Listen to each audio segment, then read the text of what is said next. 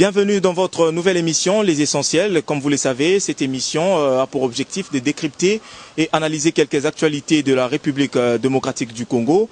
Aujourd'hui, je veux recevoir pour vous quelqu'un qui est de l'opposition, mais avant de découvrir notre invité d'aujourd'hui, nous allons vous donner comment il a parcouru au cours de sa présentation, je dirais même politique.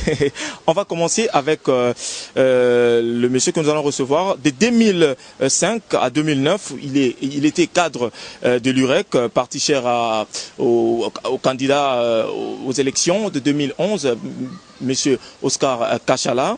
Il est initiateur et coordonnateur Bana Congo Yalibela. Il est également président fondateur de Benja Fort et Vert.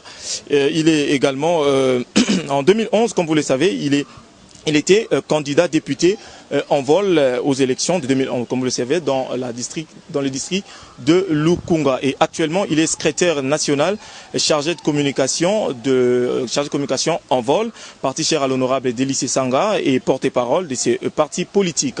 Alors lui, c'est monsieur maître Nicolas Daniel Lengas, avec lui que nous allons décortiquer quelques actualités de la République démocratique du Congo, à qui j'ai dit bonjour maître Nicolas. Bonjour Yassa. Très heureux de vous recevoir dans notre deuxième numéro de notre émission Les Essentiels. Le plaisir est partagé. Alors maître, vous êtes de l'opposition, vous êtes de l'envol, parti cher à l'honorable Délice 5, comme je venais de le dire tantôt. Il y a quelque temps, la CENI, la Commission électorale nationale indépendante, son président, monsieur Corneille Nangaa, est allé demander à la Cour constitutionnelle une extension pour organiser l'élection présidentielle dans les délais constitutionnels. Alors que pensez-vous par rapport à cette démarche du président de la CENI? Alors, il faudrait bien expliquer à la communauté tant nationale qu'internationale que la démarche que veut initier M. Corneille Nangaa rentre dans la procédure de l'interprétation de la Constitution. Et l'article 161 de la Constitution est clair quant à ce. Ne peut saisir la Cour constitutionnelle pour interprétation de la Constitution que le président de la République, notamment, le gouvernement, le Parlement, donc le Sénat et l'Assemblée nationale, à une proportion que la loi définit, et les assemblées provinciales. Donc, nulle part dans l'article 161 de la Constitution, il est donné permission à la CENI de pouvoir saisir la Cour constitutionnelle quant à ce. Et procéder de cette façon-là, c'est faire fausse route. Et nous conseillons fortement à M. Nangaa de s'occuper plutôt de la question électorale plutôt que d'aller se fourvoyer dans un chemin qui n'aboutira à rien. Alors, selon la CENI dit que, vu il y a une carence d'organisation au délai constitutionnel, elle est allée voir la Cour constitutionnelle justement pour prolonger le délai du mandat de l'élection du président de la République qui pointe à l'horizon 2016. Alors, vous, quand vous dites qu'il faut, la CENI n'est pas compétente d'aller voir la Cour constitutionnelle pour justement discuter sur ces sujets. Voyez-vous pas que c'est une contradiction, par exemple, maître? Pour commencer, j'aimerais poser la question à l'opinion tant nationale qu'internationale. Est-ce que la Constitution donne à la Cour constitutionnelle le droit et la capacité de prolonger un quelconque mandat? Je réponds directement que non. La Cour constitutionnelle n'est pas investie constitutionnellement du pouvoir de prolongation d'un quelconque mandat.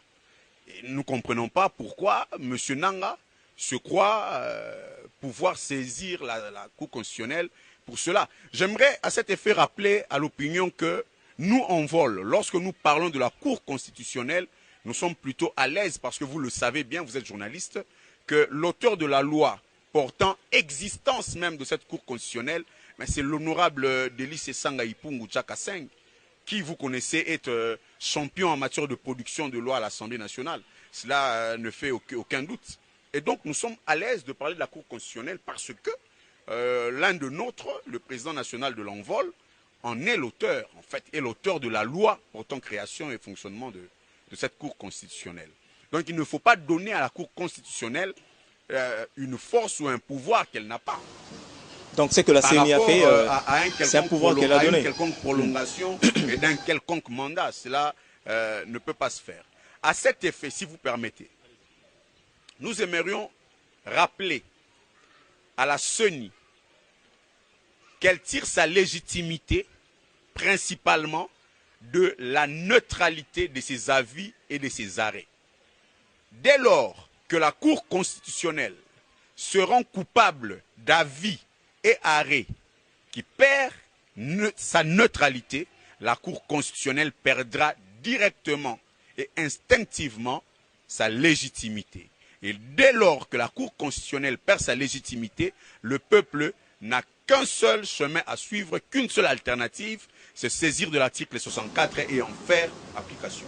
Ça c'est bien dit. Alors par rapport aux élections qui pointent à l'horizon, Maître Lenga, il y a quelques jours les élections de nouveaux gouverneurs des 21 provinces qui ont déjà commencé leur campagne. Alors du côté de ces provinces-là, on reproche justement à l'opposition que l'opposition ne veut pas battre campagne parce que l'heure est déjà donnée. La CENI avait donné une date pour justement que tout le monde puisse avoir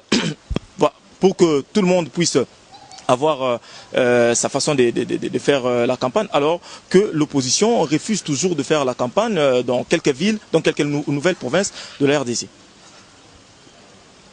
On a suffisamment communiqué autour de cette question d'élection des gouverneurs des nouvelles provinces, etc.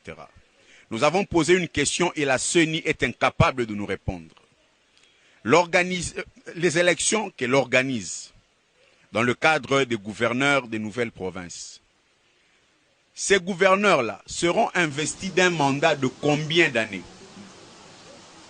À quoi aurait servi de mettre en place des commissionnaires, je ne sais pas comment vous appelez le terme, de ceux qui gèrent maintenant les provinces? À quoi aurait les commissaires servi, généraux. Vous le dites, à quoi aurait servi de mettre en place des commissionnaires généraux pour qu'au bout de quelques mois, on puisse maintenant se réveiller, ah tiens, nous étions en train de mener une démarche anticonstitutionnelle en mettant en place des commissionnaires généraux. Maintenant, il faut bien revenir au bon sens et organiser finalement des élections pour les gouverneurs, etc. Mais encore une fois, la CENI a manqué l'occasion de, pour une fois, faire bien les choses en toute responsabilité. La Constitution consacre que les gouverneurs sont élus par les assemblées provinciales pour un mandat de 5 ans. Et ces assemblées provinciales, je rappelle que depuis qu'ils étaient, les députés étaient là, les députés provinciaux, ce sont eux qui vont toujours voter le nouveau gouverneur. Alors dites-moi, que va-t-il se passer quand ces actuels députés provinciaux vont nommer ces nouveaux gouverneurs? Et au bout de quelques mois, lorsque la CENI organisera les élections de députation provinciale, ces nouveaux députés provinciaux vont-ils encore élire les gouverneurs et vice-gouverneurs ou vont se contenter de faire de la figuration avec des gouverneurs et vice-gouverneurs élus par des députés provinciaux déjà dépassés de leur mandat? C'est une question à laquelle la CENI est incapable de me répondre, est incapable de répondre à la population. Et nous lui demandons de nous donner des réponses précises et claires. Il n'y a pas que des députés provinciaux, il y a aussi les sénateurs qui ont même dépassé, ils ont fait pratiquement 9 ans. Cela va dans le même ordre d'idée. Donc ici, il faudrait que les uns et les autres apprennent à respecter la Constitution. Et à cet effet, la Constitution est claire. Il ne faut pas que M. Nanga, derrière ses apparences toutes calmes, vienne nous sortir une carte, un mode de jeu digne d'un film de western. Nous sommes ici dans un pays censé être un pays de droit, qui a choisi la démocratie comme mode de vie et mode de gestion. Tous, comme nous sommes dans ce pays, nous sommes obligés de respecter ce mode de vie, c'est-à-dire la démocratie. La démocratie exige un certain comportement, une certaine discipline, et M. Nanga n'est pas dédouané de cela. Monsieur Maître Lenga, je rappelle que vous êtes secrétaire national de l'Envol, parti cher à l'honorable Délice Essang. Donc vous êtes de l'opposition et vous êtes aussi dans la dynamique de l'opposition. Alors dans cette plateforme. Alors je veux un peu savoir, Maître, par rapport à tout ce que vous venez d'expliquer là, Selon vous, y aura-t-il des élections en République démocratique du Congo? Je parle des élections présidentielles. Écoutez, c'est une belle question. Et c'est même au-delà d'une question, c'est une préoccupation. Et nous posons la même question à M. Nanga. Et nous l'exhortons à faire exactement ce que la nation attend de lui. Si M. Nanga, qui me suit en ce moment, se respecte, et si il nous respecte, il devrait organiser les élections présidentielles dans les délais constitutionnels. S'il n'en a pas les capacités, qu'il tire les conséquences qui s'imposent, c'est-à-dire qu'il dépose sa démission. Parce que le pays n'a ni le droit, ni le temps, encore moins l'énergie ou l'humeur de se prêter à une forfaiture qui ne fait que reculer le Congo 50 ans en arrière. Êtes-vous sûr que votre demande, c'est-à-dire celui qui est le président de la CENI, M. Corneille Nangaa, de démissionner? Parce que, en revenant un peu en arrière, en 2006, on a vu M. Malou Malou, fut le président de la CI, à l'époque actuellement CENI. Vous avez demandé sa démission, il n'a pas démissionné, il a organisé les élections. Et puis les élections ont eu lieu, on a connu ceux qui sont sortis des vainqueurs. En 2011 également, on a vu l'autre qui est venu justement pour... Vous avez demandé sa démission, il n'a pas démissionné. Êtes-vous sûr qu'avec cette démission que vous demandez à celui qui est le président de la CENI, M. Corneille Nangaa, aura-t-il des effets? Attention, là nous ne demandons pas à M. Nangaa de démissionner. Nous lui demandons d'organiser les élections dans le délai constitutionnel. Mais si il ne se sent pas les capacités de le faire, il doit tirer les conséquences qui s'imposent, c'est-à-dire de démissionner. Parce qu'il est là pour accomplir une tâche. Et la tâche, elle est précise. Celle de la question électorale, notamment et principalement l'élection présidentielle dans les délais constitutionnels. Il n'a pas à faire autrement. Et donc s'il estime qu'il n'en est pas capable, eh bien, il n'a qu'à tirer les conséquences qui s'imposent. Voilà, on quitte ce point pour entamer un autre, c'est-à-dire on va parler dialogue qu'a convoqué le président de la République pendant un certain temps. On a vu aussi une partie de la société civile ont refusé également, a refusé justement cet appel du président de la République pour le dialogue, pour dialoguer. Alors on ne sait pas, Maître Lenga, comme je viens de vous dire, vous êtes toujours de l'opposition. Quand vous refusez radicalement l'appel, c'est-à-dire le dialogue qu'a convoqué le président de la République, voyez-vous pas que vous entraînez le glissement vous-même, les opposants, en refusant cela? Là, vous avez tendance à faire voir au Congo et aux Congolais que M. Kabila, dans sa démarche d'organiser le dialogue Made in Kabila, c'est une condition sine qua non aux élections. Nulle part dans la Constitution on nous a dit que le dialogue de M. Kabila était un préalable électoral. En tant qu'homme libre, moi, Maître Lenga, ainsi que le parti Envol dirigé par l'excellent honorable Délice Sanga, ainsi que les autres partis de l'opposition. Non, il faut reconnaître les mérites des uns et des autres. Hein.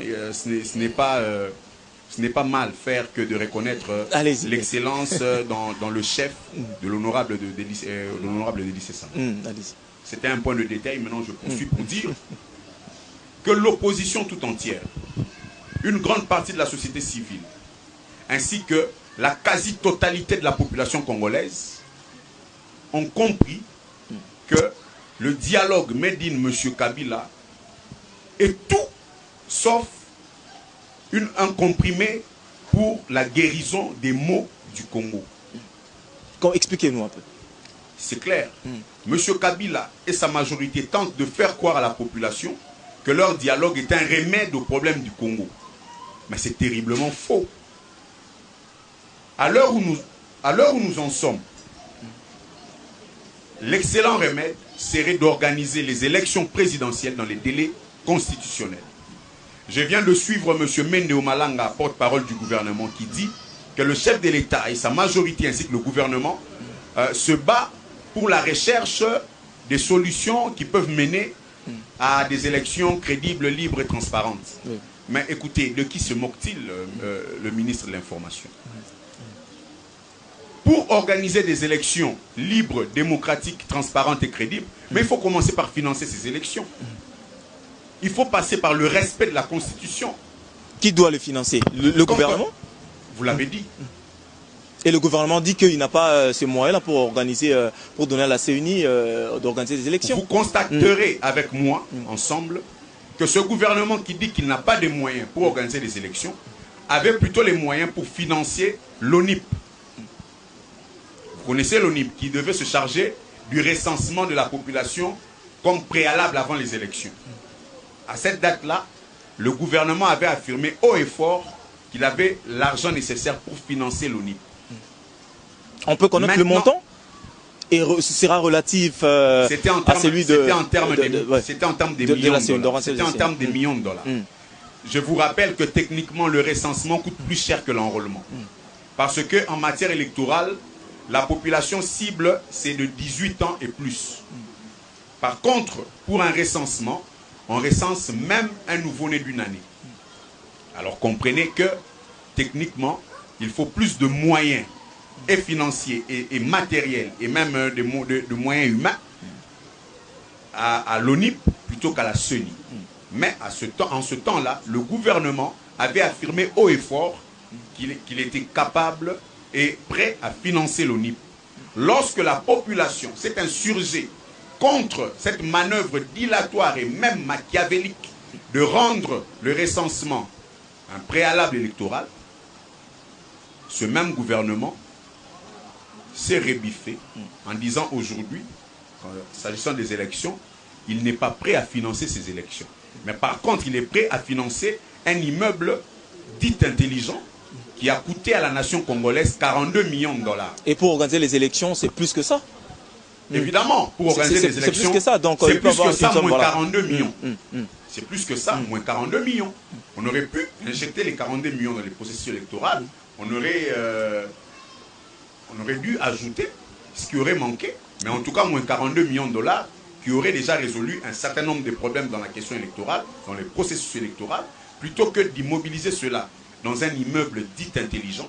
Encore une fois, cet immeuble, justement, c'est pas seulement si pour... vous permettez, je me demande en quoi est son intelligence. Peut-être en ceci qu'il aura englouti 42 millions de dollars, visiblement pour rien. Est-ce que cet immeuble, maître, êtes-vous sûr que c'est un immeuble qui ne va pas servir les Congolais dans le futur? Parce qu'il ne faut pas voir le présent. Le gouvernement l'a construit justement pour permettre au gouvernement futur d'y travailler. Et quand vous dites que c'est pas intéressant d'avoir cet immeuble pendant que vous avez besoin d'organiser des élections, de l'organisation des élections, vous ne voyez pas que c'est pas du tout gentil, par exemple? Monsieur Yassem, je vous ai suivi lors du numéro passé de cette émission. Vous avez reçu un monsieur de la majorité. Et vous savez bien que dans la majorité, tous sont unanimes. Ils disent que le mandat de monsieur Kabila est positif et que ces 15 ans au pouvoir, c'est positif pour la nation congolaise. Mais alors dites-moi, pendant 15 ans, monsieur Kabila et sa majorité ont travaillé sans cet immeuble intelligent. Et pour eux, la majorité, son exercice est plutôt positif. Mais alors, pourquoi aujourd'hui, subitement, construire cet immeuble à 42 millions de dollars? Puisque le mandat du chef de l'État est déjà positif, son bilan est positif pendant 15 ans. Pourquoi? Alors, nous ne sommes pas sur ce point-là, on reste dans le dialogue. Je crois bien que la question est entendue. Alors, on reste dans le dialogue. Maître Nicolas Daniel Enga, quand vous, de l'opposition, d'abord, la dynamique de l'opposition, il y aurait parmi vous de traîtres. Vous êtes dans cette dynamique de l'opposition, vous ne voulez pas radicalement refuser, plutôt participer au dialogue du président de la République. On suppose que vous avez des propositions, par exemple, à faire ou à des arguments à donner à refusant justement de participer à ce dialogue. Quels sont ces arguments-là? Est-ce qu'on peut le connaître? Qui pousse à ce que vous ne puissiez pas participer à ces dialogues? D'abord, pour commencer, ce dialogue est inopportun, tout simplement. En ceci qu'il ne nous fixe pas du sujet, et il ne nous dit pas les termes de référence, le format, et nous estimons que c'est une perte de temps. vous l'envole, parce que l'UDPS est d'accord, il veut juste la médiation. Nous sommes en démocratie, l'UDPS lève une option et l'UDPS assumera l'option levée. Nous, à l'envol, nous estimons que ce dialogue, tel que conçu par le chef de l'État, est inopportun et même vidé de toute son essence et de sa raison d'être. Et que serait le sort quand vous refusez ce dialogue qu'a convoqué le président de la République? Parce que c'est pas il y a déjà longtemps, quelques mois vraiment passés, que depuis que le président a lancé ce dialogue. Vous voulez savoir quel serait le sort de la majorité? Le sort de l'opposition, en refusant justement ce dialogue catégoriquement, que serait le sort? Parce que si aujourd'hui, et que bon, voilà, le président de la République dit, bon, voilà, j'organise le dialogue, même à l'absence de ceux qui ont refusé, et j'organise, et puis quel serait le sort de ceux qui ont refusé? Donc vous, la dynamique de l'opposition. Vous me rappelez un sourire. Si le chef de l'État estime qu'il veut organiser ces élections, mais il n'a qu'à le faire. Nous sommes en démocratie. Monsieur Kabila, en tant qu'individu ou tout comme en tant que chef de l'État, a la liberté d'organiser son dialogue. Encore une fois, la loi sur les manifestations publiques émane de l'honorable Denis Sanga, même si sa promulgation tarde au niveau de la présidence de la République. Mais cette loi a pour auteur l'honorable Denis Sanga, la loi sur les manifestations publiques. Et donc, à cet effet, le chef de l'État a tout à fait le droit d'organiser sa manifestation publique, dénommée dialogue, comme il l'entend. Et il invite qui il veut. Et ceux qui estiment qu'ils répondent favorablement à l'invitation, ils y vont. Ceux qui estiment qu'ils répondent négativement à l'invitation, ils n'y vont pas. Cela ne changera en rien la forme du Congo, ni la volonté manifeste des Congolais d'aller aux élections dans les délais constitutionnels.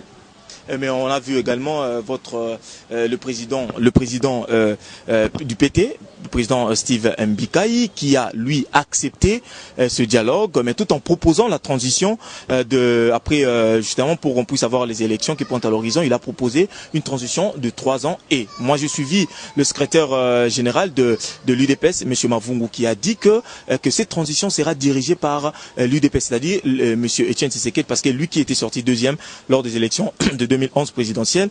Comment voyez-vous cette proposition de l'UDPS comme transition et celle plutôt de Steve Mbikai? Écoutez, je crois connaître assez bien quand même l'honorable Steve Mbikai. Je ne l'ai pas suivi dire ce que vous dites là. Mais il a proposé la transition. Je ne l'ai pas suivi personnellement, mais le connaissant, je ne crois pas qu'il soit en mesure de sortir une telle... de telles hérésies. Je le connais, c'est quelqu'un qui a quand même une certaine capacité de réflexion. Je ne pense pas qu'il puisse être auteur d'une telle absurdité. Parce que c'est absurde que de proposer aujourd'hui au Congo une transition pendant que nous avons eu l'expérience de 2 élections, en 2006 et en 2011. Il serait absurde, ce serait même de la taquinerie. Ce serait de l'insulte à la population congolaise que de proposer une transition encore aujourd'hui. Encore que cette transition devra faire 3 ans. Mais de qui se moque-t-on? Et le secrétaire de l'UDPS a accepté également cette proposition de la transition. Et il a même dit que c'est l'UDPS qui doit nécessairement, impérativement, je peux dire, prendre le bâton de commandement pour cette transition. Bon, écoutez, en parlant de l'UDPS, j'aurais souhaité écouter directement l'avis de son président national. Là, vous me parlez de M. Bruno Mavungu, que je n'ai pas suivi. Il représente également le président. Je ne sais pas quel est l'ordre institutionnel au niveau de l'UDPS, mais je n'ai pas suivi M. Mavungu se prononcer quant à cette question. Mais encore une fois, nous sommes en démocratie, hein, les uns et les autres ont bien le droit de donner leurs opinions. Cela n'engage en rien la République. Nous, en vol, nous estimons que ce serait justice que d'organiser les élections dans les délais constitutionnels. D'abord, pour des raisons de paix sociale, d'équilibre institutionnel, pour des raisons d'histoire, mais aussi pour des raisons pédagogiques. Vous savez, il ne faut pas inculquer dans les têtes de nos enfants, de nos petits frères, et même de la génération actuelle ici, que le Congo est un théâtre de tout ce qui est hasard, de tout ce qui est fortuit. Tantôt il y a des élections, tantôt il y a une transition, tantôt il y a une guerre.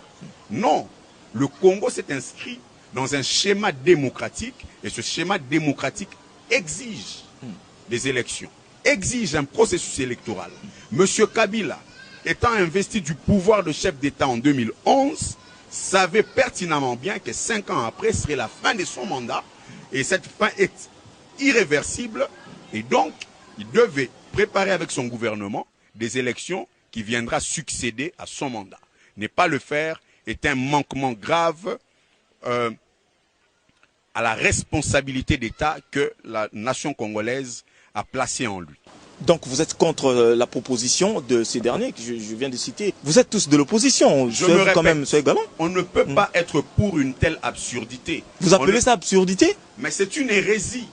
On ne peut pas demander à la nation congolaise qui a consenti des efforts au prix de la sueur et du sang pour obtenir des élections en 2006 et en 2011, demander à cette population brave qui demande des élections dans le délai constitutionnel, demander à cette population-là de rentrer dans un schéma de transition seulement pour assouvir les ambitions mercantiles des uns et des autres. Alors, Maître Lenga, parce qu'on reste toujours dans ces points-là, c'est tellement capital. Aujourd'hui, réellement, Maître Lenga, soyons sincères, réellement, vu le temps et l'espace, y aura-t-il les élections? Et moi, je pense même que ceux qui ont proposé ces transitions ont vu que non, voilà, il y a une impasse. On doit nécessairement avoir cette transition pour permettre à ce qu'on puisse avoir une bonne organisation des élections qui viendront dans les jours à venir, maître. J'aimerais rappeler à l'opinion nationale et internationale que M. Corneille Nangaa, qui me suit, je l'espère, en ce moment, était vice-président de la CEI à l'époque en 2006. Donc c'est une personne avertie du processus électoral. Ce n'est pas un novice. L'expert en la matière. Mais évidemment, malheureusement, si vous examinez son expérience dans les pays africains, là où il a été invité pour la question électorale, malheureusement, c'est une expérience assez obscure. Je ne sais pas pourquoi ceux qui ont décidé qu'il soit à la tête de la CENI maintenant... Vous voulez un saint à la tête de la CENI? Parce que Malou Malou, vous l'avez refusé. On a vu Ngoï Mulunda également. Et c'est lui qui est actuel président de la CENI. Vous voulez un ange venir être le président de la CENI? Je n'ai pas dit ici que je refusais les compétences de monsieur Corneille Nangaa. Mais tantôt, vous venez dire qu'il doit démissionner également parce qu'il n'a pas cette compétence, par exemple. Je me répète, parce qu'il ne faudrait pas que vous, journalistes de votre État, donnez l'impression à la population congolaise que l'envol veut la démission de M. Malou Malou, de M. Corneille Nangaa. Nous répétons ceci. M. Nangaa a l'obligation et le devoir historique d'organiser les élections dans le délai constitutionnel. Car, après tout, c'est pour cela qu'il a été nommé à la tête de la CENI. Pas pour autre chose. Faire autre chose, c'est se rendre coupable du détournement de l'espoir national de tout un peuple. M. Nangaa a accepté cette charge, celle d'organiser les élections dans le délai constitutionnel. Et si, en âme et conscience, il ne s'en sent pas la capacité, il doit tirer les conséquences qui s'imposent, c'est-à-dire démissionner. Nous ne disons pas que hic et nunc, M. Nangaa doit démissionner. Nous lui demandons de faire le travail pour lequel il a été placé à la tête de la CENI, c'est-à-dire principalement organiser les élections dans le délai constitutionnel. M. Nangaa, on m'a averti, puisque ayant été vice-président de la CEI en 2006, il sait manifestement bien qu'en 2006, en septembre 2006, pour être précis, la CEI a fait la même procédure, cette fois-là devant la Cour suprême de justice, parce qu'à l'époque, la Cour constitutionnelle n'existait pas encore. L'honorable Sessanga n'était pas encore auteur de la loi portant création, fonctionnement, existence de la Cour constitutionnelle.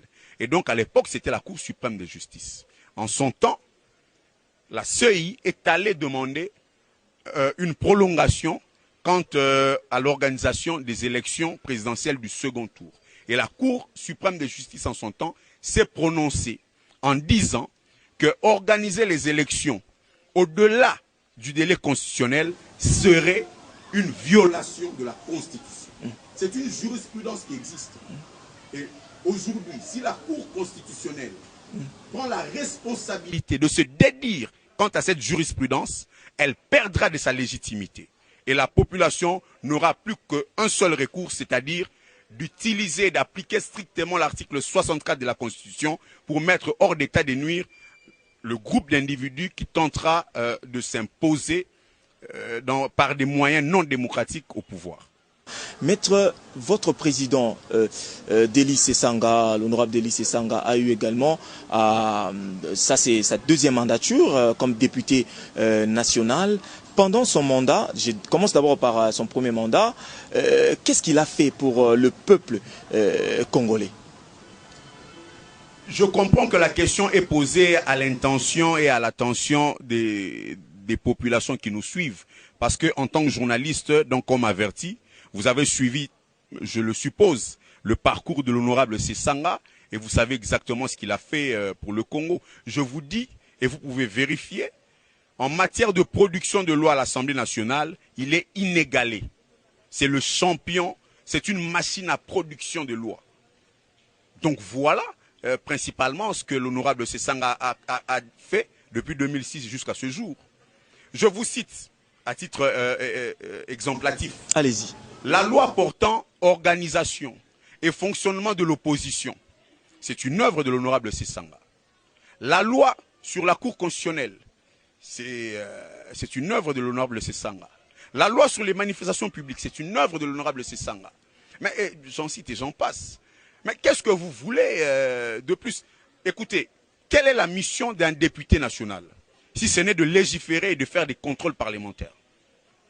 Mais c'est ce à quoi l'honorable Sesanga s'est prêté durant tout son cursus de député de 2006 à nos jours. Donc, évidemment, il a plus à donner à la nation congolaise et il le fera dans les jours à venir si cette nation congolaise continue à faire confiance en l'honorable Sesanga pour des challenges beaucoup plus grands. Ça c'est bien dit. Dernièrement, vous étiez parti justement du côté de Nyoki, si je ne me trompe pas. C'était quoi l'objectif de votre déplacement là-bas, à Nyoki? Nous sommes allés à Nyoki pour y tenir notre premier congrès ordinaire, le premier congrès ordinaire du parti de l'envol de la RDC. Et je dois rappeler ici que en janvier 2016, Monsieur Gentini Ngobila, commissaire spécial du Mai-Ndombe, ainsi que ses acolytes, ont refusé catégoriquement à ce que l'envol puisse se réunir à Nyoki, comme si l'intérieur du pays était une chasse gardée à la majorité. Nous avons fustigé cette forfaiture-là et cette façon arbitraire de faire les choses. Est-ce que vous aviez introduit les lettres dans cet hôtel ou dans le commissariat, par exemple? Nous avons porté connaissance à l'autorité, nous avons informé à l'autorité locale de notre intention d'organiser notre congrès à Nyoki. Et cette autorité nous a répondu négativement en nous interdisant notre congrès. Et ce qui nous fait le plus mal, c'est sa motivation. Il nous dit que le congrès de l'envol ne peut se tenir à Nyoki comme toute autre activité politique avant et pendant la tenue du dialogue. Mais nous nous sommes crus dans un film de western. Cette façon de faire est digne d'un film de cow-boy. Depuis quand le dialogue dans ce pays est une institution? Cette autorité locale nous dit nous n'avons pas le droit d'exercer notre droit constitutionnel de nous réunir dans une activité politique avant et pendant le dialogue convoqué par le chef de l'État. Mais écoutez, mais ça c'est une faridole. Ça c'est une faridole. Et la population de Nyoki a montré qu'elle avait soif de la démocratie. Et lorsque nous sommes descendus, malgré tout, à Nyoki, nous avons tenu notre congrès ordinaire, mais sous une mobilisation sans précédent. Sans précédent. Je mets quiconque au défi. Aucune personnalité politique n'a réussi à réunir autant de personnes à Nyoki. Que l'envol. Alors, maître, vous êtes juriste également. On parle affaire Jean-Pierre Bemba, parce que nous tenons pratiquement à la fin de notre émission. Cette affaire qui fait vraiment la une, et je peux dire, en République démocratique du Congo, même dans le monde. Parce que beaucoup de médias l'ont parlé également. La Cour pénale internationale a tranché que Jean-Pierre Bemba est vraiment coupable.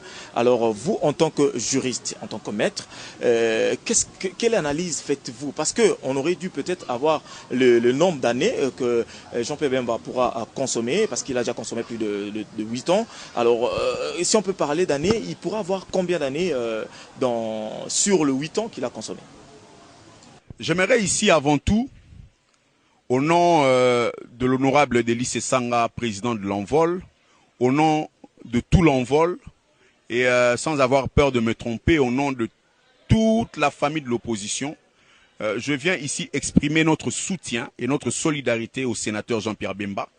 Et nous continuons à croire que la justice sera faite et que l'honorable Bemba sera libéré pour venir vaquer à ses occupations et revenir s'occuper de son parti, le MLC, que nous soutenons, avec qui nous sommes solidaires. Et que, en parlant de la procédure de la CPI, nous sommes nous-mêmes inquiets. D'abord, que d'entendre que la CPI ait reconnu la culpabilité dans les chefs du sénateur Bemba. Nous sommes surpris. Mais nous sommes encore surpris et inquiets de voir que cette cour se prononce en disant que le sénateur Bemba est coupable, mais se tait ou reste tout à fait laconique quant à la peine d'emprisonnement. Nous voulons bien savoir, puisque la cour retient la culpabilité dans le chef du sénateur, qu'ils nous disent que la cour nous fixe de combien de temps sera assortie cette culpabilité. Mais que de rester laconique à ce sujet, cela nous inquiète. Mais nous restons confiants. Nous savons que la Cour a besoin de se rendre crédible et donc rendra un verdict digne de crédibilité et que dans les prochains jours, le sénateur Bemba sera libre de ses mouvements. Voilà, c'était ça, les essentiels des actualités régissant la République démocratique du Congo. Vous voulez participer à cette émission, n'hésitez pas de nous appeler, de nous contacter au travers du numéro qui est affiché là-bas. Nous allons vous recevoir pour analyser et décortiquer les actualités de la République démocratique du Congo. Nous avions reçu pour vous maître Nicolas Daniel Lenga. Il est secrétaire national de l'Envol, parti Shell comme vous le savez, de l'honorable Delis Sesanga. Il est également chargé de communication de ce parti et porte-parole également de ce parti. C'est avec lui que nous avions eu le temps vraiment de cogiter sur les actualités, les essentiels de l'actualité de la République démocratique du Congo. Nous sommes allés du côté de Belgique justement pour partager cette triste nouvelle avec le compatriote qui se retrouve du côté de la Belgique. Mais je vous dis déjà au revoir, restez branchés sur Canal Mercure Télévision. La suite, comme on dit, au prochain numéro. Restez branchés et vous ne serez vraiment pas déçus. Au revoir et à la prochaine.